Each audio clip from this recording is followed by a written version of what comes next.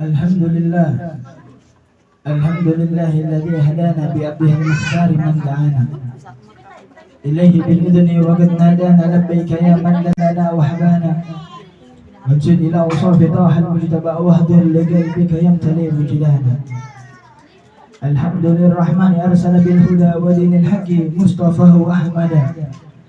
اللهم صل على سيدنا محمد طب القلوب ودوائها وعافية الأبدان وشفائها ونور الأبصار وضيائها وعلى آله وصحبه أجمعين. أما بعد. Alhamdulillah, segala puji dan syukur bagi Allah Subhanahu wa taala yang telah memberi kita nikmat Islam, yang telah memberi kita nikmat iman, yang telah memberi kita nikmat Islam, nikmat ihsan. Ini adalah nikmat yang amat agung Allah Subhanahu wa taala berikan terhadap hamba-hambanya Allah Subhanahu wa taala. Karena nikmat tersebut Allah Subhanahu wa taala tidak bakal memberi nikmat tersebut terkecuali Allah Subhanahu wa taala telah mencintai hamba tersebut. Yang dikatakan Allah Subhanahu wa taala memberi dunia beserta isinya, Allah Subhanahu wa taala cintai, dan orang yang Allah Subhanahu wa taala benci Allah beri dunia seisinya. Tapi Allah Subhanahu wa taala la yu'tid dina illa man ahab. Allah Subhanahu wa taala enggak bakal beri ajaran Islam ini terkecuali bagi orang yang Allah Subhanahu wa taala cintai. Mudah-mudahan kita menjadi golongan yang Allah Subhanahu wa taala cintai semuanya. Yang telah ditulis marrat layali wal ayyam wa hal ra'ayna sayyidil anam. Telah berlalu hari kita, telah berlalu malamnya kita, apakah kita telah melihat sebaik-baik manusia, itu baginda Rasulullah sallallahu alaihi wasallam. Bulan Rabiul Awal akan berlalu di hidup kita. Apakah dengan maulidnya kita, dengan selawatnya kita telah melihat baginda Rasul? Kita telah bermimpi dengan baginda Rasulullah sallallahu alaihi wasallam. Yang mana mimpinya baginda Rasul itu benar-benar Rasul. Karena setan gak bakal bisa menyerupai baginda Rasulullah sallallahu alaihi wasallam.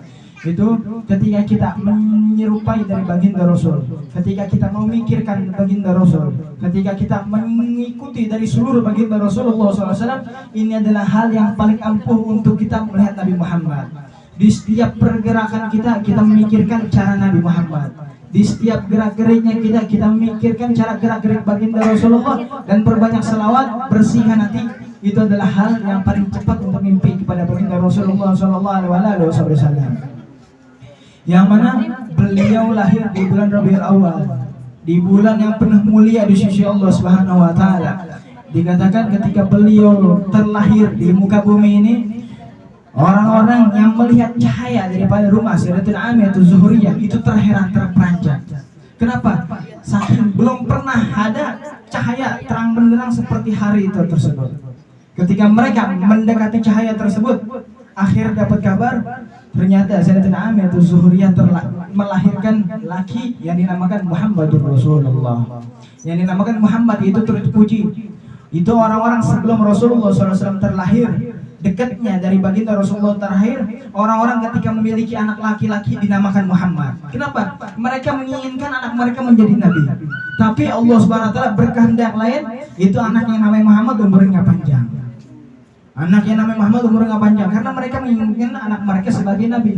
Tapi ketika Sayyidatina Aminah Zuhriyah lagi keadaan hamil, itu datang istri para nabi, datang istri para mursalin, ya datang dari Sayyidatuna Maryam, datang daripada Sayyidatuna Hawa, datang daripada Sayyidatuna Asiyah, datang daripada seluruh orang-orang mursalin, itu datang kepada Sayyidatuna Aminah Zuhriyah, mengatakan kepada Sayyidatuna Aminah Zuhriyah, fasammihi Muhammadan, maka namakan anak yang bakal terlahir ini itu Muhammad.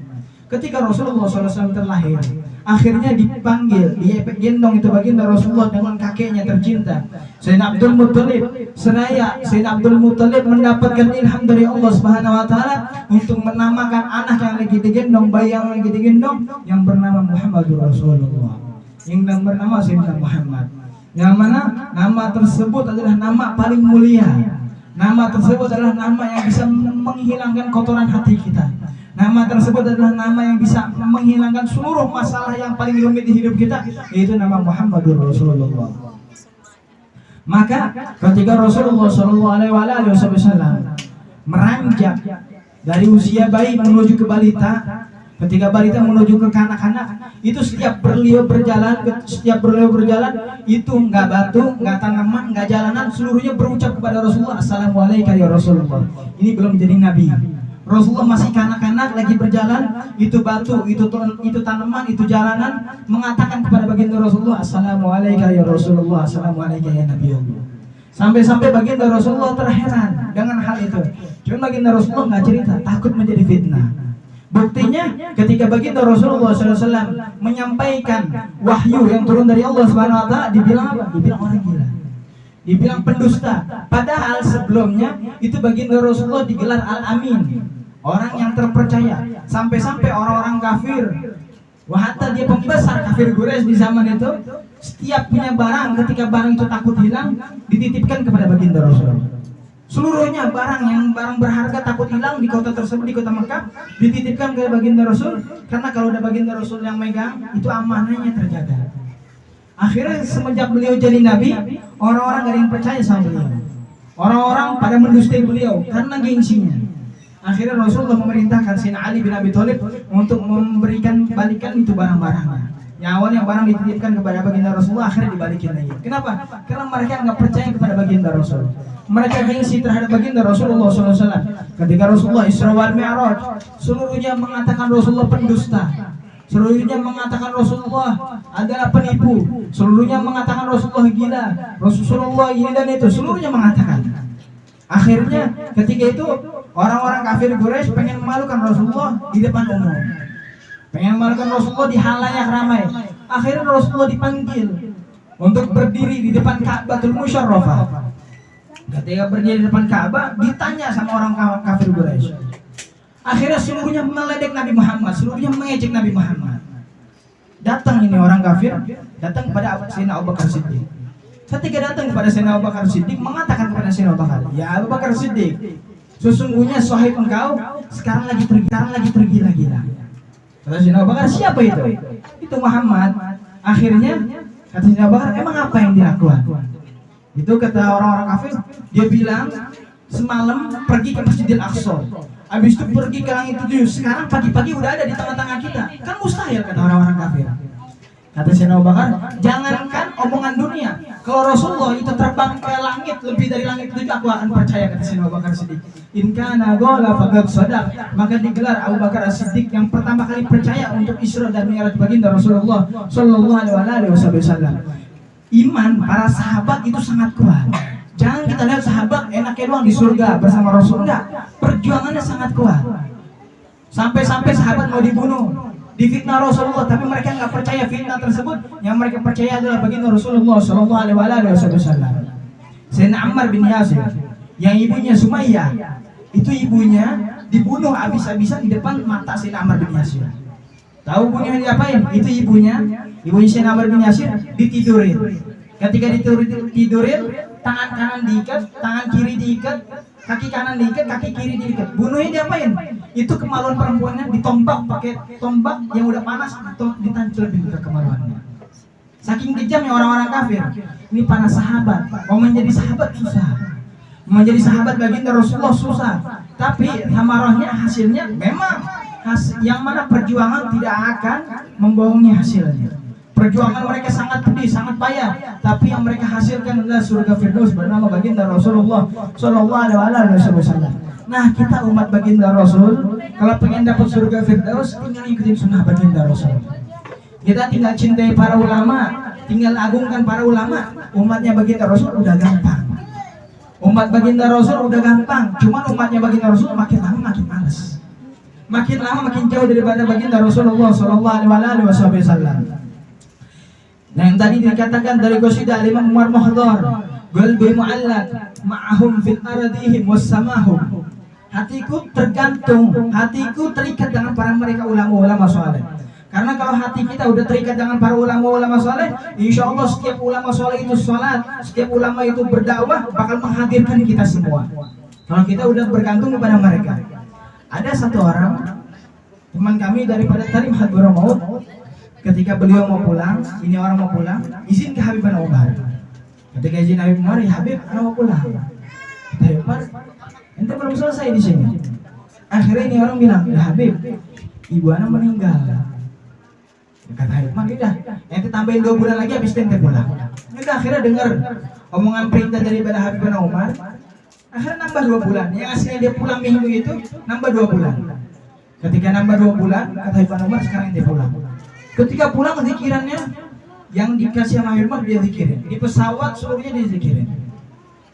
Pas pulang, ada orang nggak suka sama ini orang. Didebatin ini orang tentang pelajaran yang dia belum pelajari.